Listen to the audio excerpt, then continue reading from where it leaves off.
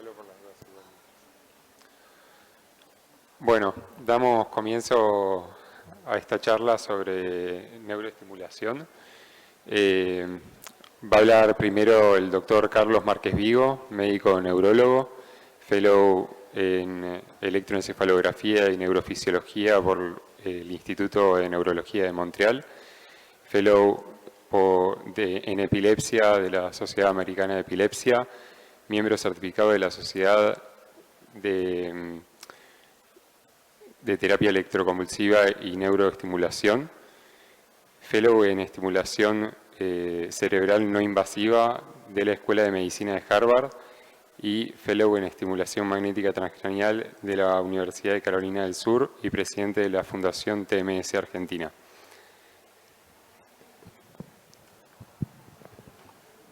Hola, buenas tardes a todos.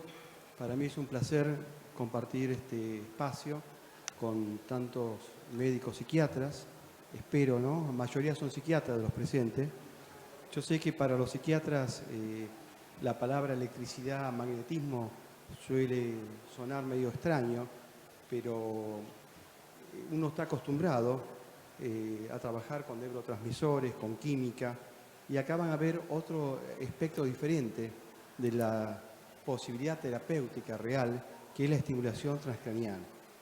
Una idea, cuando yo regresé de Estados Unidos en el 2017, es crear una fundación, la Fundación TMS, Transcranial Magnetic Stimulation, para poder desarrollar en nuestro medio e implementar esta metodología que realmente por falta de conocimiento, por miedos, por la situación de nuestro país, no está desarrollada.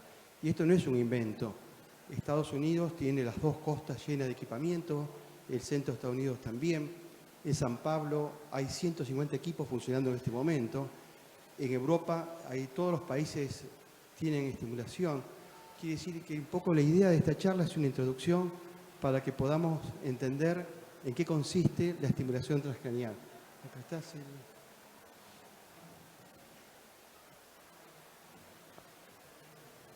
no tengo ningún conflicto de interés. Esto no es un equipo de TMS. La estimulación transcranial es una metodología no invasiva que está el paciente despierto y se realiza focalmente. Esta fue una primera experiencia en la antigüedad en que una raya podía provocar descargas eléctricas en el cerebro y se trataban dolores de cabeza, dolores de cuello. Este que vemos acá es el primer equipo en el cual se empleó este equipo. Fue diseñado por Bertolt Bill y Adrian Pollack, son dos psiquiatras de Viena, en la cual describen que el empleo de una estimulación eléctrica en la corteza occipital provocaba fósfeno, es decir, puntos visuales, como así también fue empleado esto para poder mejorar ciertos síntomas depresivos. Estas son una imagen en la cual pueden ver qué gigante que es esto. Es un campo que provocaba fósfeno en la gente que se colocaba ahí adentro. La historia actual de la estimulación transcranial viene a partir de Barker, es un psiquiatra inglés de Sheffield que desarrolla la estimulación en la corteza motora, describiendo que esta metodología era posible dado de que no provocaba ningún dolor en los pacientes.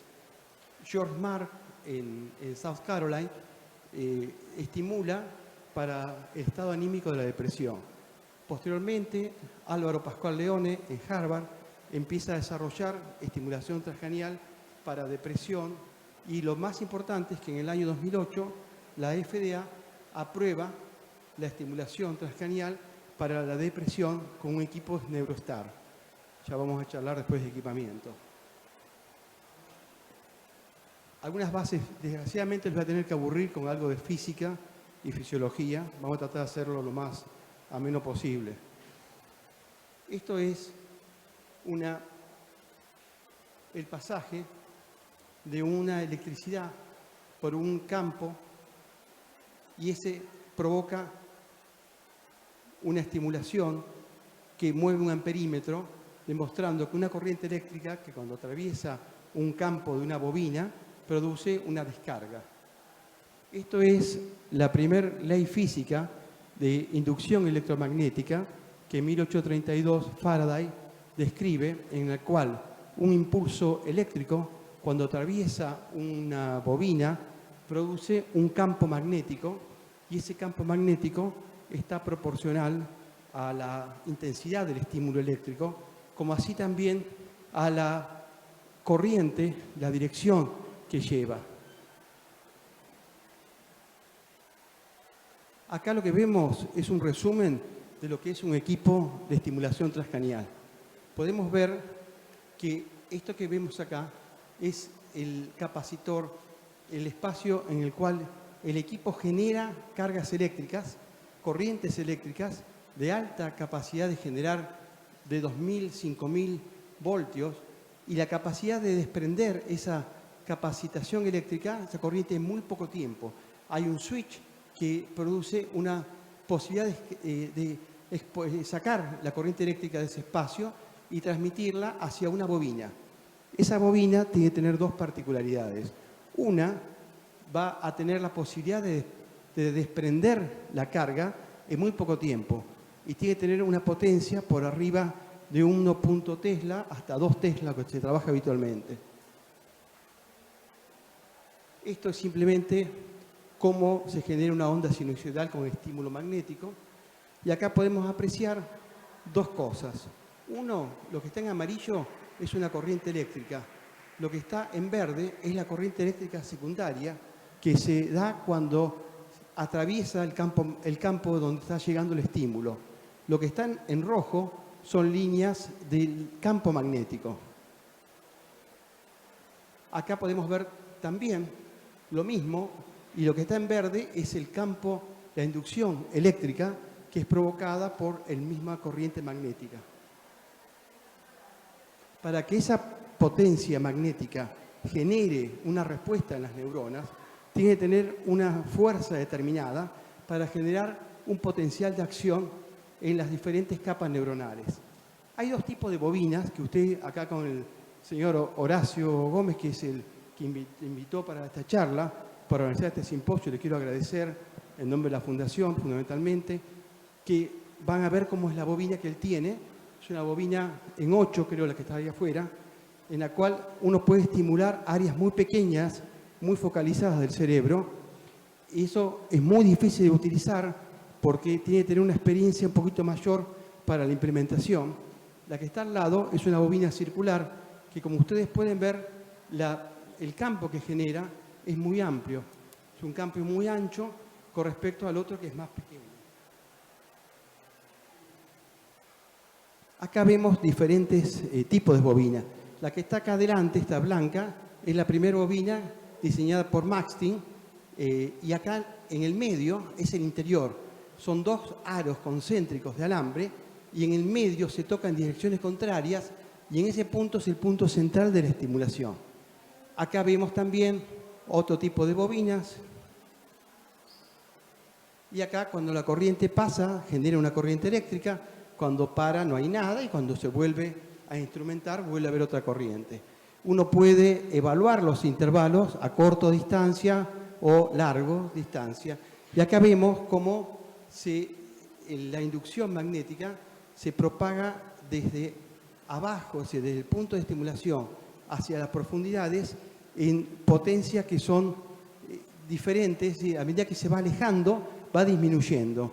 Por lo tanto, la estimulación magnética tiene muy corta posibilidad de estimular centímetros, porque se va extinguiendo por el cuadrado de la distancia.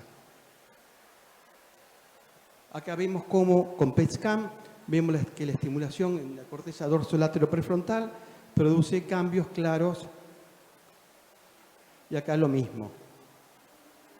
Esto que vamos a ver ahora es cómo actúa realmente esto. Acá hay una neurona, que es un elemento que es estimulado tanto desde el punto de vista eléctrico como desde el punto de vista químico. Hay un pulso magnético que estimula la neurona. Esto induce una corriente eléctrica, que atraviesa las neuronas y las despolariza, liberando neurotransmisores.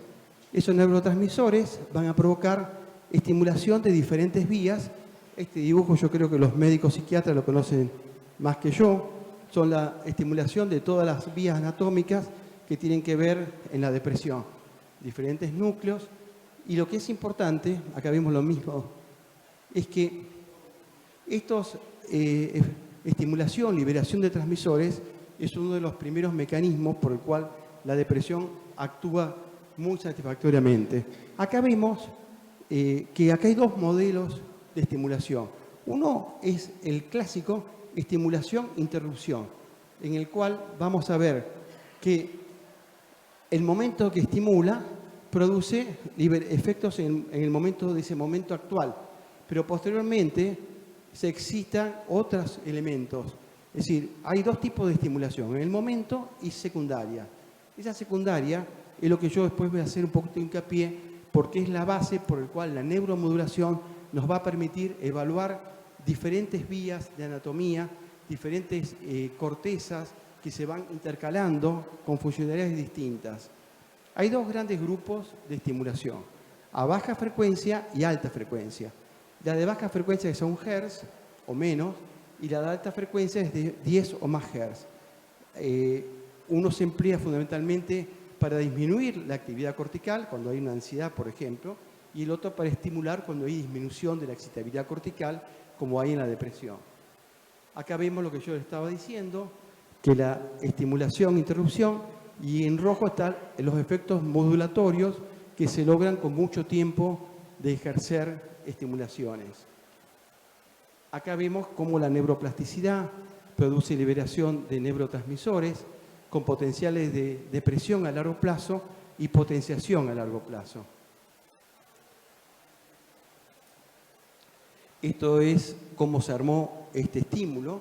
Son trenes de alta frecuencia con un periodo de descanso. Lo que yo les comenté antes, cuando se estimula con una frecuencia rápida, uno logra excitabilidad cortical. A baja frecuencia disminuye la excitabilidad cortical. Acá podemos ver cómo un estímulo a 1 Hz produce disminución del flujo regional. Esto que ven acá, ese es el sillón de McVenture, en el cual este parámetro, yo no voy a hacer hincapié porque está en todos lados, es el parámetro clásico para poder generar un protocolo para depresión. Para armar un protocolo, uno tiene en cuenta muchas cosas. Uno es qué tipo de estímulo, qué quiero lograr yo. Quiero lograr que el paciente esté más estable de una depresión, quiero bajarlo. En base a lo que uno arme de un protocolo es lo que vamos a lograr terapéuticamente. Y para eso uno se basa en la intensidad, en la frecuencia, la cantidad de pulsos, en el tipo de la bobina, en el tamaño, en la dirección de la bobina. No los quiero aburrir con cosas muy técnicas, pero uno va armando el protocolo en base a lo que quiere buscar. Este es otro método de estimulación que está ahora mucho más en moda que anteriormente, que es la estimulación Theta-Vers. Con los mismos metodologías se logra la misma respuesta, pero en muy corto tiempo. Un estímulo, un tratamiento para depresión dura 37 minutos y con Theta-Vers puede durar 3 minutos, 5 minutos, lográndose equiparadamente los mismos resultados. Acá vemos también diferentes respuestas en base a lo que uno va estimulando, y esto es lo que yo les estaba explicando al comienzo. En base a diferentes repeticiones de estimulaciones, uno va a lograr generar cambios en los ritmos oscilatorios cerebrales. Esos cambios es lo que van a permitir lograr que el cerebro vuelva a componerse si estaba lesionado, como por ejemplo en un ACV, si estaba trastornado por un cuadro de psicosis, de manía, depresión severa. Quiere decir que el efecto no se logra solamente en el momento de la estimulación o las primeras semanas, sino a largo plazo, que eso es uno que quiere buscar, la neuromodulación. Esto es más o menos lo mismo.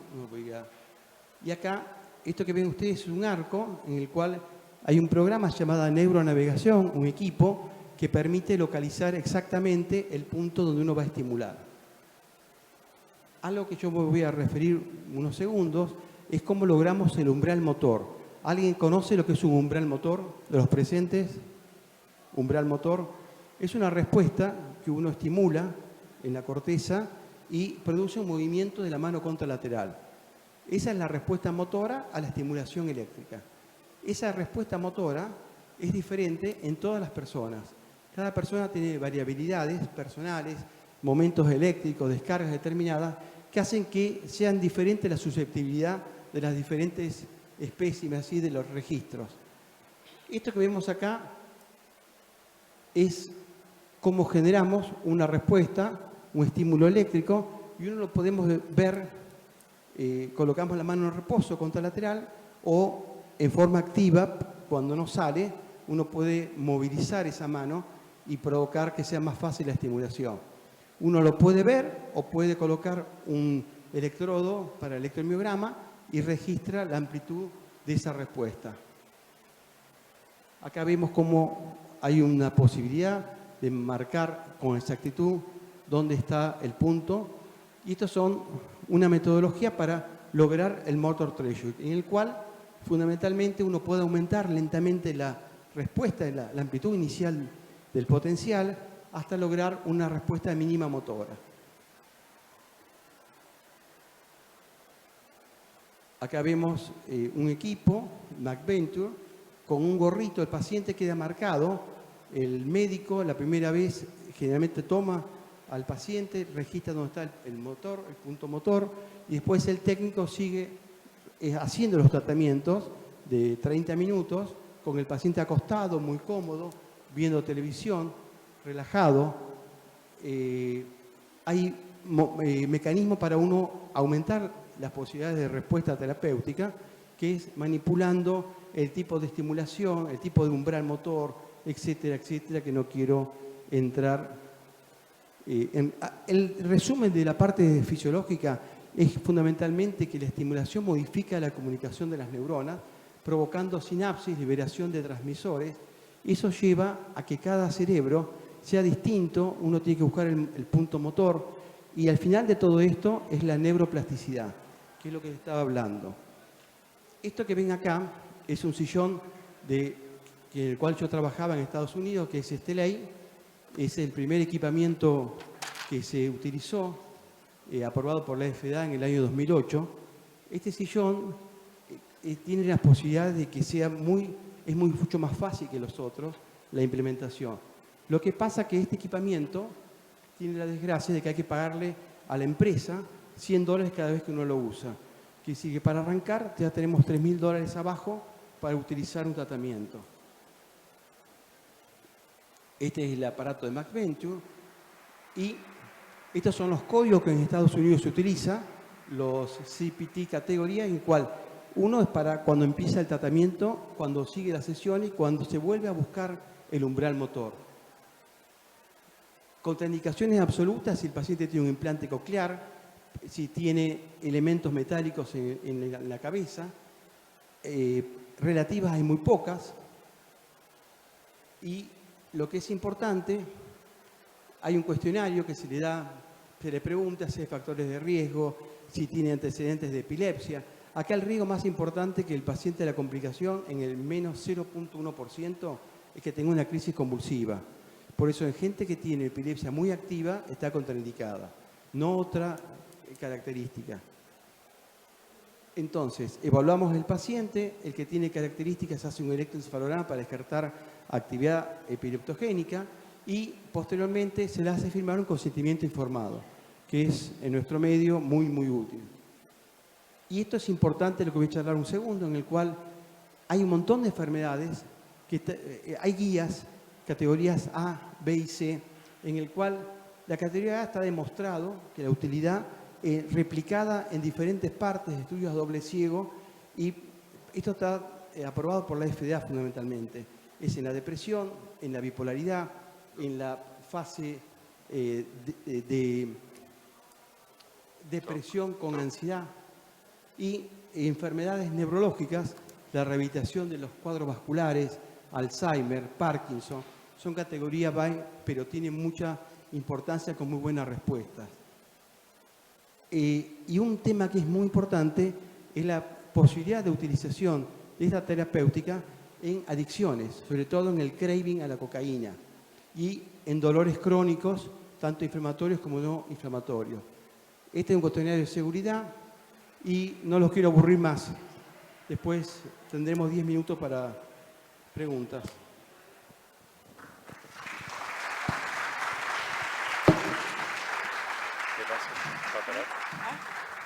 Bueno, ahora va a hablar la doctora Julieta Mejía Guevara.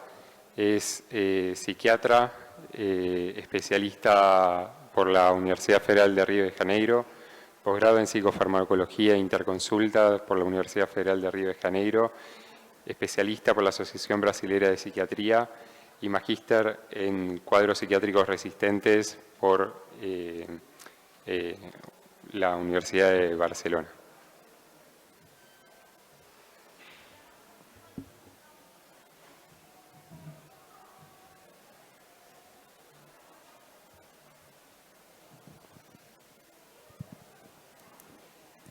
Buenas tardes, gracias por su audiencia. Él habló de la teoría, yo voy a hablar de la práctica. Yo soy psiquiatra de intervención, trabajo con estimulación magnética transcraniana, trabajo con electroshock, infusión de ketamina, estimulación eléctrica, tanto magnética cuanto directa. Y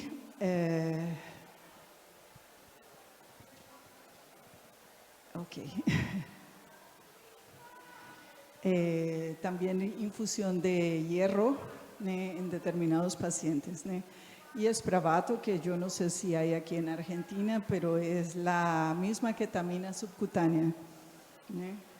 La uso poco, yo uso más en dripping.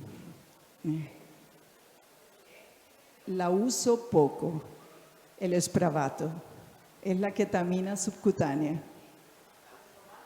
No, la uso poco. Uso más en dripping, que es la ketamina S, es un isómero de la ketamina antigua. Es un anestésico también. Y bueno, esto es parte de lo que Carlos ya habló. Aquí nos tenemos lo que es la red cognitiva, la red básica y la red afectiva. En la neurotransmisión, nosotros tenemos la neurotransmisión química, la neurotransmisión eléctrica y cómo se forman los circuitos. La neurotransmisión eléctrica es más rápida para conseguir los resultados.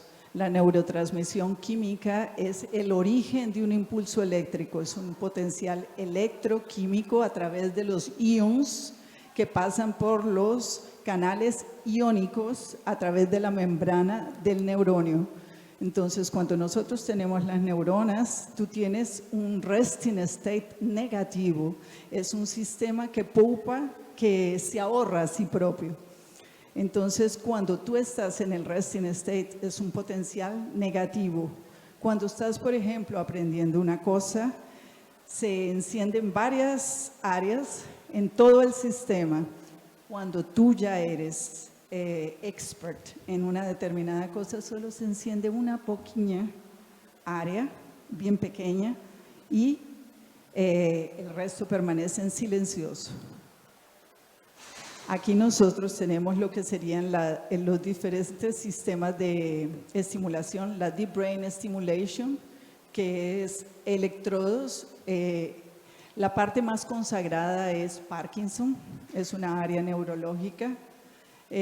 La estimulación en realidad es electrochoque magnético, es como si tú haces el electrochoque, pero no es originado por electricidad, es originado por la parte magnética. ¿Cuál es la ventaja? Le produces menos problemas de memoria. En mi experiencia, yo vengo del electrochoque, la parte de olvidar un poco el proceso que te llevó hasta el electrochoque te ayuda a conseguir respuesta más rápida. Y él equivale a un reset. Es como cuando tú coges un sistema de computadores, cuando tú reinicializas el sistema, probablemente vas a conseguir con que este sistema que estaba en alerta continua vuelva para su parte básica y funciona mejor, ¿no? La estimulación magnética transcraniana, que es neuromodulación pura. Tú no coges un lóbulo entero, no es el lóbulo frontal, que es el lóbulo ejecutivo por excelencia. Tú escoges una área para estimular, dependiendo del objetivo. Depresión, trastorno bipolar, adicciones, tinnitus, Parkinson. Aquí están las indicaciones principales, ¿no? Yo soy colombiana, pero trabajo en el Brasil hace 33 años, ¿no? Las indicaciones clásicas son depresión y residuo de alucinaciones auditivas en pacientes esquizofrénicos que ya intentaste de todo y todavía oyen voces, ¿no? Ahora, off-label, se está trabajando rehabilitación después de un accidente vascular central, se está trabajando tinnitus, bipolaridad, adicciones y Parkinson. Aquí es la estimulación del nervio vago, que no es nuestro objetivo. Este es un slide que te muestra un poco cómo tú naces en cuanto a sistemas. Tenemos el cerebelo, la sustancia gris frontal, el hipocampo, la amígdala, la sustancia occipital, que claro, ella comienza con con un volumen bien mayor y a los pocos tú vas consiguiendo identificar las cosas que ves y las decodificas, ¿no? Aquí nosotros tenemos de los 6 años a los 21 y tú ves que el desarrollo cerebral alcanza su pico después de la adolescencia. ¿Por qué esto? Porque hay alteraciones cerebrales que son consideradas tragedias. Aquí nosotros tenemos cómo el estrés modifica el cerebro, tenemos los cambios rápidos y los cambios de longa duración. Estos son los cambios moleculares, los celulares y qué eso significa a nivel de comportamiento. Son estudios realizados en Bosnia con niños que fueron sometidos a situaciones extremas. Después hacen estímulos a donde tú detectas qué tanto de situaciones críticas son suficientes para activar su sistema de empatía. Como fueron sometidos desde muy temprano a situaciones extremas, la respuesta cerebral a nivel de receptores de glicocorticoide, que es el receptor para el cortisol, que es la hormona del estrés, ellos hacen una down regulation. El resultado a nivel de comportamiento que tú tienes es que para conseguir movilizarlos necesitas estímulos mayores. Es como si hicieras una fábrica de psicópatas en serie, porque la sensibilidad que ellos tienen es curiosamente distanciada. Aquí nosotros tenemos qué es lo que le pasa a un niño cuando tú lo sometes a situaciones estresantes excesivos para ellos. Esto es un cerebro normal, esto es el lóbulo temporal, aquí está curiosamente apagado en un distanciamiento afectivo. Aquí es el desenvolvimiento cuando tú lo sometes a negligencia, que es un poco diferente, es otro tipo de abuso, claro, pero es una situación diferente de la situación extrema. Ahí es, por ejemplo, niños que pierden su madre en el momento del nacimiento, son de una resignación que te produce una sorpresa, ¿no? Para ellos cualquier cosa está buena.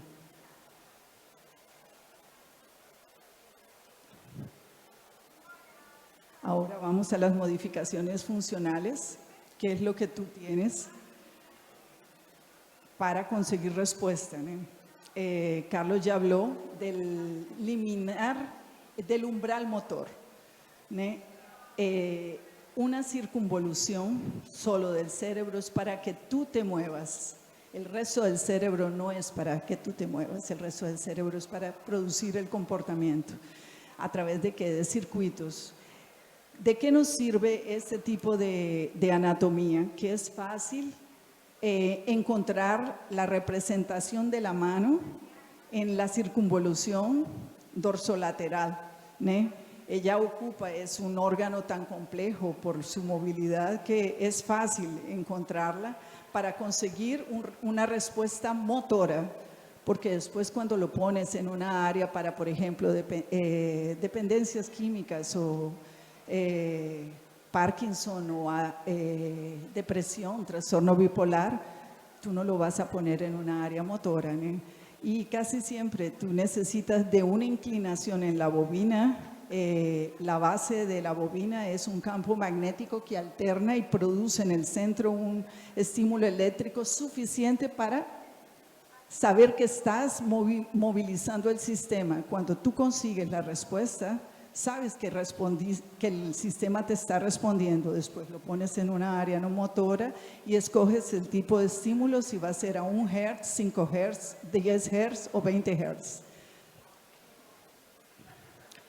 Las principales indicaciones en psiquiatría son trastorno bipolar, los trastornos de ansiedad generalizada, principalmente cuando tienen predominio de síntomas físicos, síntomas obsesivos compulsivos, ellos tienen nivel C de evidencia, entonces es poca respuesta, pero si está asociado a depresión, la respuesta es buena. En el síntomas de estrés postraumático, tú consigues resultados muy buenos. En trastorno del pánico, alprazolam es mejor o clonazepam es mejor. Esquizofrenia y los trastornos esquizoafectivos, en problemas de paranoia o residuo de voces, es muy bueno y siempre asociado a medicamentos, ¿no? En los trastornos esquizoafectivos es el mejor de los mundos porque tú te consigues un estabilizador de humor del tipo anticonvulsivante y te aumenta la seguridad del método, que el principal efecto colateral es inducir una convulsión durante el estímulo, principalmente a altas frecuencias que son 5, 10 o 20 Hz. A 1 Hz es inhibitorio, pero no significa que tú estás disminuyendo la neurotransmisión, dependiendo del hemisferio donde lo colocas y cuál es el objetivo y cuál es el circuito que te estás, que es tu objetivo de estimular o inhibir. La respuesta puede ser o inhibitoria o excitatoria. Entonces, 1 Hz no equivale a inhibición. 1 Hz puede ser estimulación del lado contralateral, por ejemplo, en rehabilitación después de accidente vascular central. Yo tengo un caso de afasia expresiva. Él llegó a mi consultorio hablando vino con el hijo porque no me podía contestar las respuestas. Después de los primeros 10 estímulos, él ya articulaba respuestas. Hoy en día está dando entrevista otra vez. Eso sinergizado con fisioterapia, fonoaudiología y, claro, medicamentos para disminuir la respuesta inflamatoria después del accidente vascular. Fue el hermano de él, que es neurologista, que me lo encaminó. Yo no me detuve en adicciones porque hay un slide solo para eso. Aquí son las indicaciones de neurología a la izquierda y las indicaciones de psiquiatría a la derecha, ¿no? Aquí tenemos la bobina, ¿no? Esto es una resonancia magnética funcional, como todos ustedes saben. Ella no es rayos X, ella es pulso de radiofrecuencia y el detallamiento a nivel de neuroimagen es bien preciso, ¿no? Entonces aquí tú ves que la bobina te estimula a nivel del tejido cerebral. Esto es sustancias gris. Aquí estamos con un PET scan, eso es tomografía con emisión de positrons, ¿no? En donde tú ves el sistema de circuitos bien silencioso. ¿Qué pasó? El sistema de circuitos bien silencioso, aquí es cuando no estás deprimido. Y estas son las principales vías que vas a estimular a nivel de neurotransmisión. Adrenérgica, son las principales catecolaminas neurotransmisoras, adrenalina, serotonina, dopamina, acetilcolina, que la tenemos que considerar porque tratamos de esquizofrénicos, y histamina, que en nuestra área nos sirve para que duerman, son los antihistamínicos, antialérgicos. Todos estas referencias están abajo si las quieren consultar. Es solo sacar una foto, son artículos clásicos de estimulación magnética transcraneana. Aquí es cómo tú alcanzas cada una de las áreas. El objetivo en depresión, que es una de las principales indicaciones, es alcanzar el giro del cíngulo subgenuado, ¿no? En realidad no lo alcanzas, tú tienes que ir para ganglios de la base y pegar las vías de distribución para conseguir llegar ahí. Esta es una alteración del desarrollo sobre estrés y qué es lo que tú modificas a través de la estimulación magnética. ¿Cómo lo haces? A través de sumar pulsos. Entonces, en cada estímulo tú tienes 1300 pulsos. ¿Cómo es eso?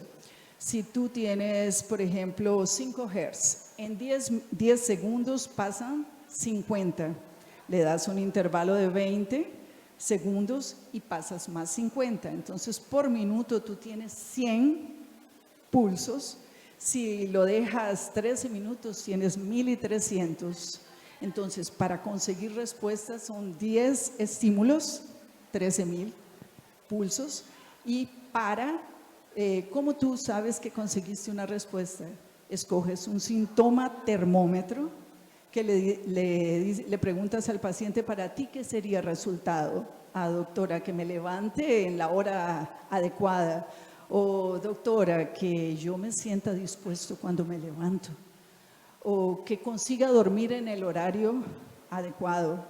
O que consiga divertirme con las cosas que normalmente me hacían sentido. En fin, las respuestas son infinitas. Con residuo de voces, que no oigan las voces, es simple. Con tinnitus, que es zumbido, que no oiga el zumbido. ¿No? Con Parkinson, que pare de exhibir el tremor en la situación que más le incomoda, o si es un Parkinson asinético, que se sienta suelto, que la movilización sea mejor.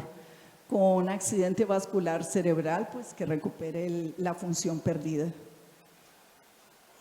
Aquí es cómo tú conseguiste una área de interés para conseguir la respuesta a nivel de depresión. Es un artículo clásico. No me voy a detener mucho en eso, lo pueden consultar. ¿Y por qué este fue el lugar que escogieron para depresión? Que es el córtex izquierdo, dorsolateral, prefrontal. ¿Cómo tú defines esas áreas? Haces una especie de toca de baño, de aquellas de natación, y haces la misma marcación de electroencefalograma. 10, 20, 20, 10, 20, 20, 10, 20, 20, de inio nanacio, de trago a antitrago, y defines el punto de estimulación y después defines el F4 y el F3 a la izquierda y a la derecha, que son los puntos principales de estimulación. Cuando vas a estimular para inhibir las voces residuales de un esquizofrénico, no trabajas en lóbulo frontal, trabajas en lóbulo parietal. Y tinnitus en área 43 de Brodmann. Entonces, la estimulación magnética es un estímulo que hace con que el cerebro disfuncional se superponga a su disfunción. cuando tú defines un síntoma que es tu objetivo, ¿eh? El cerebro entendió que la disfunción es su forma básica de funcionar. ¿Qué tú tienes que hacer? Programar ese circuito para que se superponga a la disfunción, que en ese momento el default básico que el cerebro entiende es que la disfunción es su forma normal de funcionar. Con 10 estímulos tú consigues un resultado, sabes si este paciente va a responder.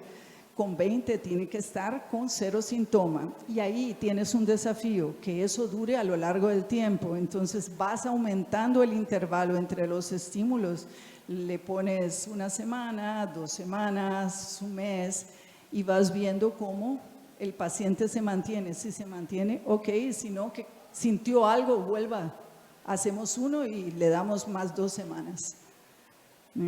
Ahí completamos los 25.000 pulsos, que es la base para conseguir respuesta. Bueno, este aquí yo lo traje específicamente porque nosotros tenemos un sistema endocannabinoide. ¿Qué pasa si tú sometes a un adolescente con 13 años al uso de marihuana? Ahora que estamos en el auge de los cannabinoides externos. ¿Qué es lo que pasa? Cuando tú naces, aquí es la fertilización antes del nacimiento, los primeros años, y tú ves que naces con más sinapsis excitatorias que inhibitorias, alcanzas el equilibrio alrededor de los 15 años. Los endocannabinoides, que es el sistema tuyo, son producidos por una enzima llamada diacil lipase alfa, DAGLA. ¿Y a dónde ella se queda? Esto es una imagen de microscopía electrónica de anquirina G y DAGLA.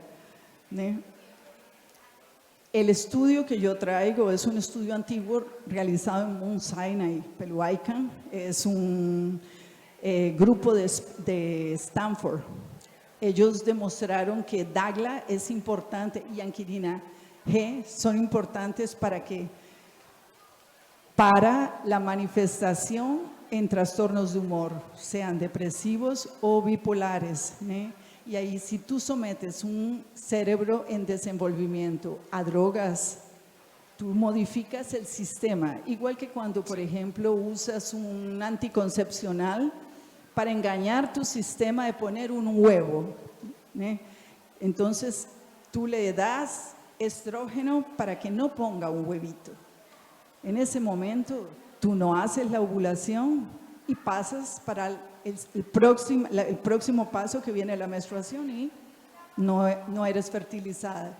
En todo sistema interno que tú le pones algo que el sistema produce de manera externa, tú inhibes la producción interna.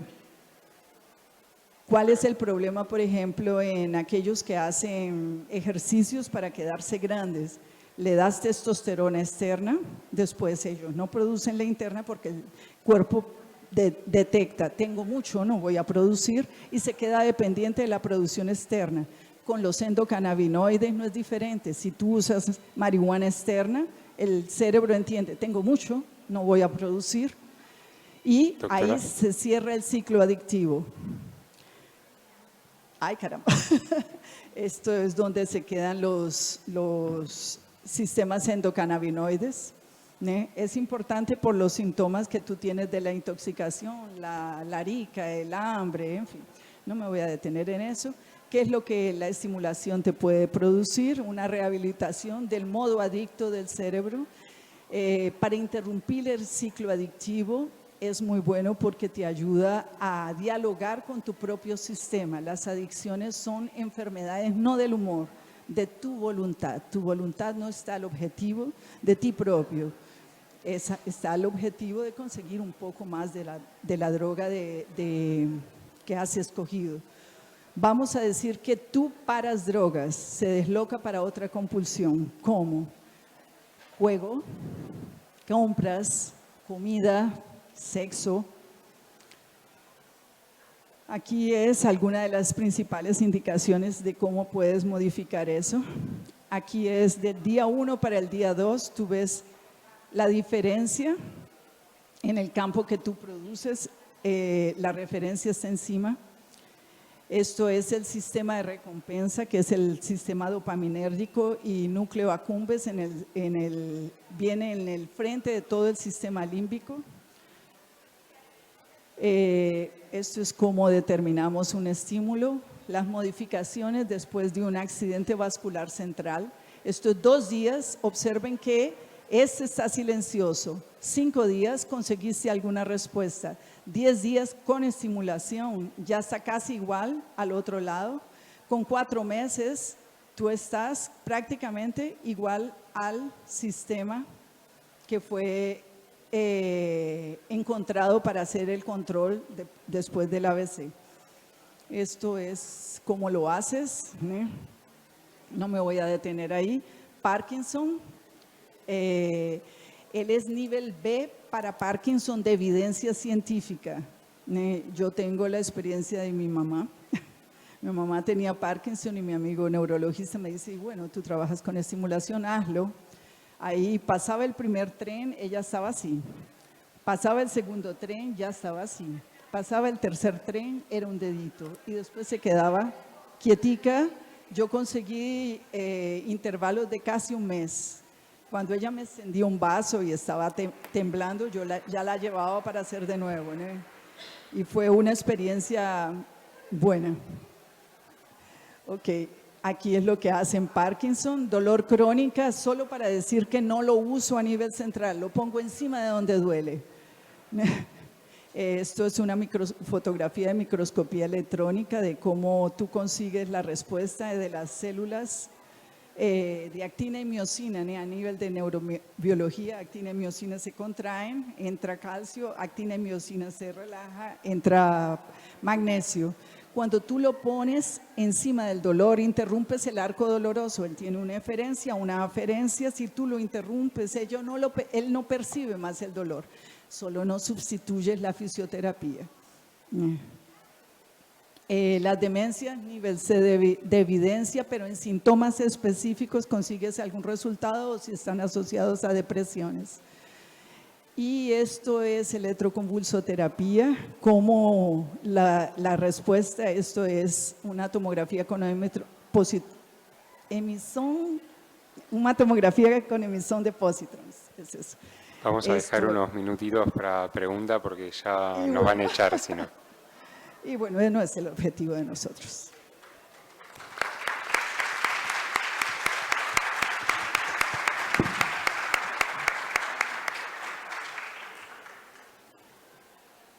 ¿Alguna pregunta?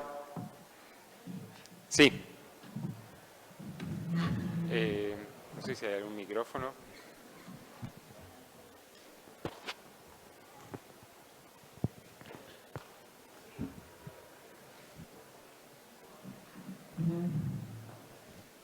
Quería preguntar, ¿se escucha? ¿Se escucha? ¿Se escucha? Sí. Ahora sí. Quería preguntar si han hecho o tienen conocimiento de electroestimulación magnética para los trastornos de la alimentación. Porque, por ejemplo, la bulimia podría ser una adicción. Los trastornos alimentares, anorexia es la mejor respuesta, ¿no? Porque anorexia es casi que una respuesta psicótica, ¿no? Tú triunfas encima de todos los otros porque tú no quieres nada, ¿no? Casi siempre, cuando tú quieres alguna cosa, consigues dialogar con esa persona porque si ella quiere alguna cosa, tú le ofreces algo que pueda llegar a ese objetivo. Solo que anorexia no quiere nada, no quiere ni comida. Y tú consigues reducir el nivel de negación y le mejoras el nivel de raciocinio racional encima de la certeza de que si come se va a engordar. Muchas veces ni comen y ven gordura. Entonces tú ves que pasa casi por una alteración perceptiva. Con bulimia el resultado no es muy bueno. Bulimia no. No. El señor de atrás. Hola, buenas tardes. Muy interesante la mesa. Dos preguntas. Una para el doctor Márquez Vigo. Si la bobina o coil es similar a la que se usa en el potencial evocado motor. Y a la doctora le quería preguntar si en la adicción por alcoholismo también se utiliza el TMS y si se utiliza, tiene aplicación en el autismo. Hola. Para la bobina, para la primera estimulación directa, es una bobina que produce un pulso solo, que tiene también diferentes intensidad para provocar la respuesta motora, y lo que generalmente son bobinas circulares, no son bobinas en 8, son bobinas amplias, y esto es la primera respuesta de estimulación transcraneal de toda la vida para que usamos los neurólogos para estimular la área motora, la propagación por los cordones posteriores, hasta lograr la respuesta en el movimiento. Esto se utiliza, estas bobinas, para el monitoreo intraquirúrgico para lesiones medulares.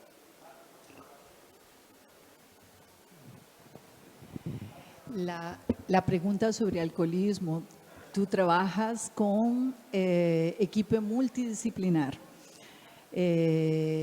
siempre trabajando vínculo. Si es asociada a depresión, que 30% de los casos es, la respuesta es buena. Si es solo para trabajar el craving, o sea, la fisura por el alcohol, es mejor el sistema de motivación de la terapia cognitivo-comportamental y vínculo. La otra cosa es establecer un buen vínculo. La señora, ¿una pregunta? Él me hizo otra pregunta. Bien. Tú me hiciste una segunda pregunta que no conseguí entender, discúlpame. Nivel C de comprobación. Nivel C de comprobación. Solo si tienen síntomas agresivos, cuando es asociado a retardo mental. Nivel de evidencia científica C. No es bueno. Dos preguntas. Para la depresión posparto, ¿funciona? Para la depresión postparto, pregunta. Sí, Sería como para depresión, igual, sí.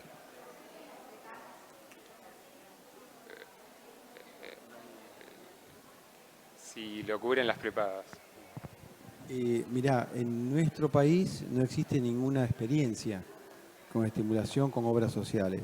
Nosotros con la Fundación, la idea es poder desarrollar un servicio de un 0800 para el seguimiento de los pacientes, para que todos los centros que intervengan van a tener criterios de unificación de cuándo vamos a colocar un paciente en estimulación, vamos a hacer el seguimiento, y la idea es poder desarrollar también con otra fundación una ayuda legal para que el paciente, cuando esté indicado, como esto está aprobado por el ANMAT lo aprobó apenas se introdujo los primeros equipos en Argentina, que fueron Maxting y MadVenture, ya está aprobado con amplia posibilidades de realizar.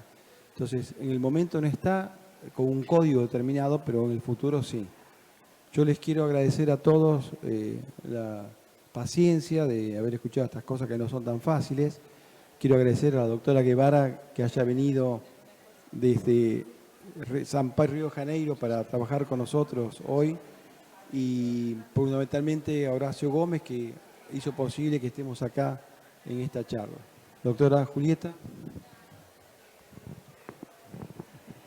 Solo para responderte que preguntaste por depresión postparto, la respuesta es muy buena y comienzas antes del parto, ¿no? Porque en cuanto ella está embarazada, las hormonas te funcionan como antidepresivo, pero después del parto, después del nené, viene la placenta, que es quien produce las hormonas durante el embarazo. Ahí tienes que tener mucho cuidado. La mayor causa de muerte neonatal es justamente depresión o psicosis posparto. En la psicosis posparto la indicación no es estimulación, es electroshock. Bueno, gracias.